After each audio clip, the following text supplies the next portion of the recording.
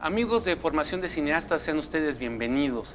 Este día su servidor Jorge Domínguez tiene como invitado a Héctor Plasencia, con quien vamos a platicar un poco sobre la historia del cine en México, esto como complemento de la primera sesión que ustedes llevaron sobre la historia del cine en México, en el mundo, perdón. Pero antes de ello quisiera mostrarles el lugar donde nos estamos ubicados el día de hoy. Es un restaurant bar que nos abrió las puertas, que tiene por nombre Pancha, que está ubicado en Jesús María 42, en la colonia Centro, entre Corregidora y Soledad, frente al exconvento Jesús María. Por si pueden venirse a dar una vuelta, les aseguro que se pasarán un buen momento. Y bueno, quiero presentarles a nuestro invitado, a platicarles un poco de quién es él. Héctor Plasencia es egresado de la licenciatura en Historia en la Universidad Autónoma del Estado de México.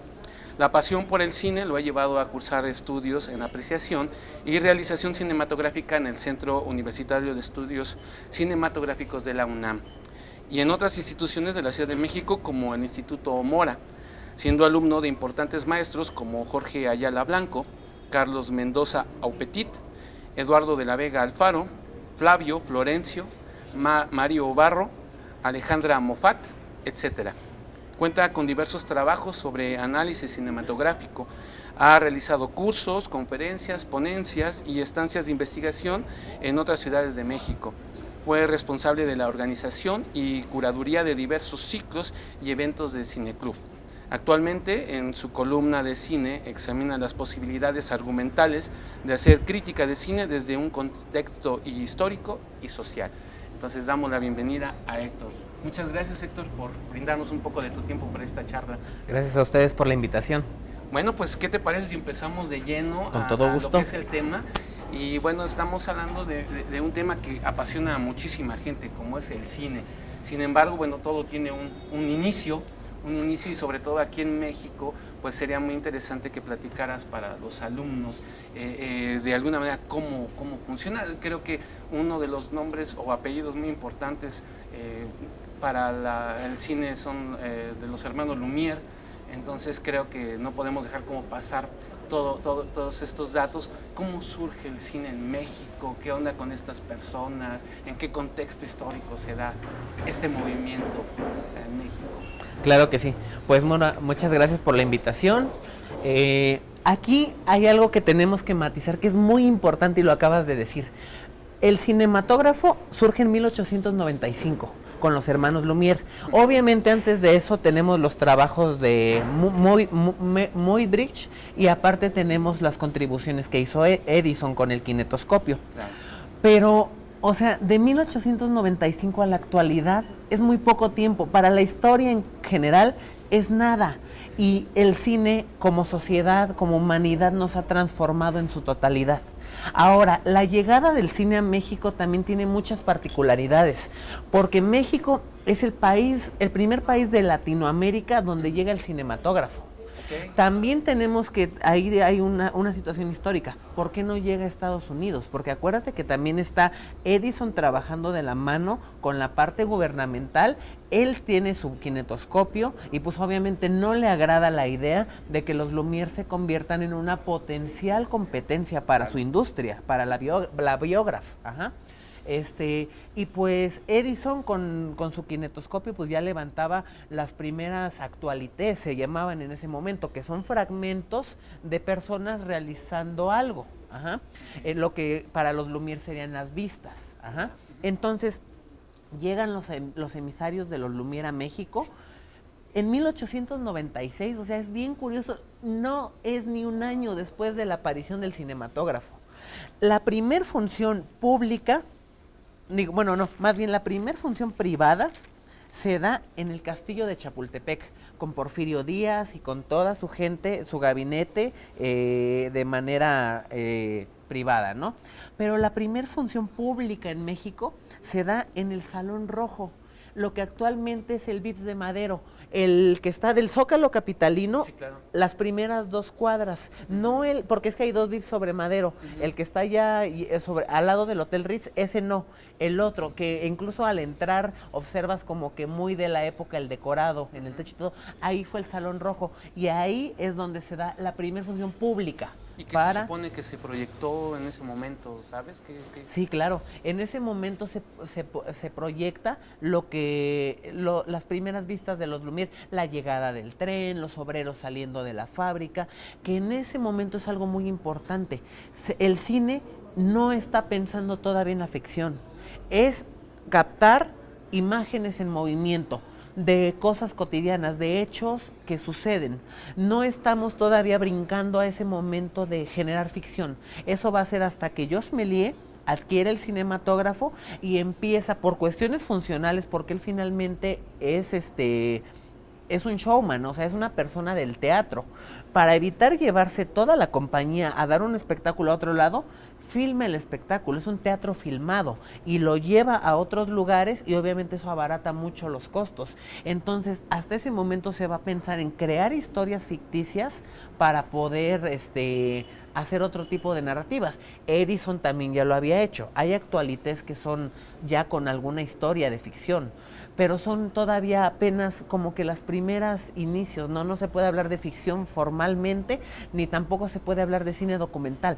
Eso ya es mirarlo como desde ahorita, desde nuestro punto y con nuestros adjetivos, calificar eso que en su momento estaban haciendo porque el interés era científico.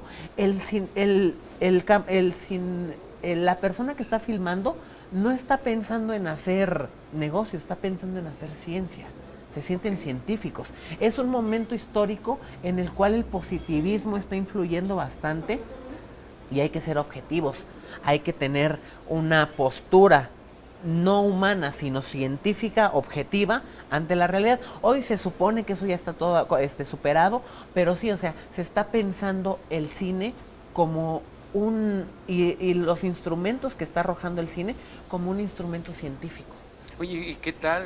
¿Cómo habrán en ese momento recibido estas imágenes de las que estás hablando los mexicanos? Porque, bueno, hay una historia, no sé si es urbana, de que cuando mostraron por primera vez esta imagen del ferrocarril, que la gente hasta se espantó porque pensaba que se les iba a venir encima el ferrocarril. Entonces, viene aquí a México por medio me decías, de Porfirio Díaz, ¿cierto? Y entonces, ¿qué habrá pasado con la gente que vio esas imágenes? ¿Con qué fin es que haya podido ser Porfirio Díaz que haya querido traer este material para acá? Pues mira, las reacciones son muy variadas y hay que ver también dependiendo de cada persona, porque por ejemplo, obviamente sí existe esa leyenda, ¿no? De que las personas cuando viene el tren salían corriendo, algunos, ¿no?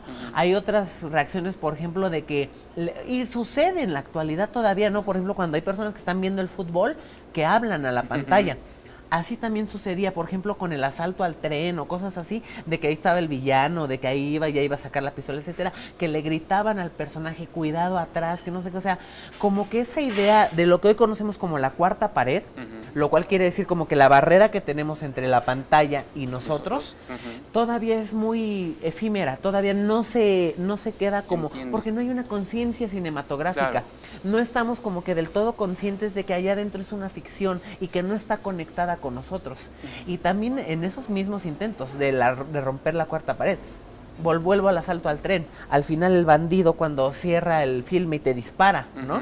O sea, todo ese tipo de cosas sí es como interesante en cuanto a las reacciones del público, ¿no? Que como que quieren activar un canal de comunicación con lo que están viendo.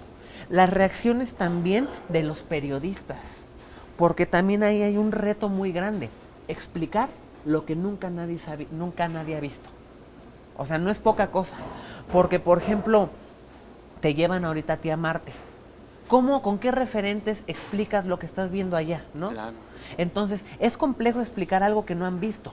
Y por ejemplo, respecto a esto, así como cuando surge el cinematógrafo Lumière y en Europa se dan las primeras reacciones, aquí en México también. Y curiosamente les toca también a los periodistas que fueron invitados a esa función pública, no a la privada, a la función pública, empezar a expresar cuál es su sentir. Curiosamente ese sentir es pesimista. Pensaríamos que iban a estar maravillados, impactados, alegres. No, por ejemplo, déjame compartirte un pequeño fragmento de lo que Máximo Gorki, ruso, habla en un fragmento de un artículo que se llama El reino de las sombras. Incluso hasta checa el juicio que va implícito en ese título, El reino de las sombras. Esto es al describir el cinematógrafo Lumière cuando él lo ve en Francia. Okay. Un conjunto de sombras carentes de color y sonido, cambiadas de tamaño, captadas por un aparato que carece de importancia científica. Entonces, o sea, además, es un espectáculo de feria. Falta muchísimo tiempo para que el cine sea considerado un arte. Claro. Eso va a ser con Ricciotto Canudo muchísimo tiempo después, cuando él ya lo eleva a una categoría de arte. De hecho, como la máxima de las artes. Entonces, esto es un espectáculo de feria, es una atracción barata. No lo ven todavía ni con la potencialidad que tiene en la actualidad, ni lo ven como una cosa útil de manera científica, que era la justificación que se buscaba en ese momento.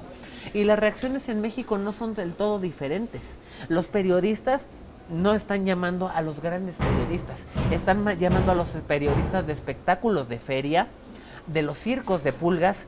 Entonces las reacciones son mínimas cuando las encuentras en los periódicos, y también lo ven como una cosa de entretenimiento pueril y de barriada, claro, porque todavía no se le da esa categoría. Pero el general Díaz también como que tuvo esa visión de que saber que ahí había una posibilidad, porque por ejemplo, cuando no nada más es traer el cinematógrafo a México, también Díaz y los emisarios de los Lumière mandan levantar vistas. Tenemos la primera vista, que fue Porfirio Díaz en el castillo de Chapultepec. Es una vista donde está la cámara emplazada, viene Porfirio Díaz a caballo, llega, hace una serie de suertes con el caballo y regresa. O sea, don Porfirio Díaz, además de ser el presidente en ese momento, es nuestro primer actor del cine mexicano. ¡Wow! Con las vistas, porque acuérdate que no es una ficción, es retratar la realidad. Y también Gabriel Beire y los emisarios, la gente de los Lumière y todo, se van hacia Guadalajara. Se presenta el cinematógrafo en la Ciudad de México y en Guadalajara. Y en Guadalajara, en una hacienda, también levantan vistas, peleas de gallos, cosas muy costumbristas, pero también que se vea la sensación de movimiento, por ejemplo, en los gallos, etcétera. Y eso desde Francia, desde que empiezan a grabar, por ejemplo, los jugadores de cartas, hacer énfasis en eso, en el movimiento, cómo se está captando, que es como el gran logro, una fotografía en movimiento. Además, también es otra cosa. Las vistas que se levantan son al servicio del poder, porque Díaz en ese momento está exaltando su imagen, exaltando la imagen benévola del régimen, exaltando el progreso, porque así como los Lumière firmaron la llegada al tren, de las vistas más importantes que hay en México, también es sobre trenes, la inauguración del tráfico en el Istmo de Tehuantepec, cosas así que también tienen que ver con el tren, con el tren como símbolo del progreso porfiriano. Claro. Y con el movimiento, claro. Claro, sí. Y bueno, estamos hablando que es finales del siglo, era cuando finalmente Porfirio Díaz estaba todavía en su apogeo fuerte de su poder, por decirlo así, en México, ¿no? Pues mira, el cinematógrafo llega en 1896. Falta muy poco para que estalle la revolución. Sin embargo, aún así, se logra que sea un difusor de la imagen de Díaz. Un elogio a los aparatos militares, porque obviamente se levantan las vistas con la milicia y con todas esas cosas. En cuanto a lo popular, es una visión costumbrista del periodo, porque se va a filmar el pueblo, la vida cotidiana, etcétera. Y obviamente todo muy bonito, negando la tensión existente y solamente retratando la imagen benévola del régimen y elogiando el progreso y el positivismo al que el gobierno de Díaz había llevado a México. O sea, es una cosa que solamente está al servicio del poder. Y también es algo muy importante ahí, porque va a ser un brinco muy importante en cuanto al porfiriato y en cuanto a la revolución. Porque los mismos que están empezando a levantar las vistas tienen una autocensura. ¿Qué sí debo mostrar y qué no debo mostrar? Cosa muy curiosa, porque esa misma gente que filmó el porfiriato va a ser la que filma la revolución.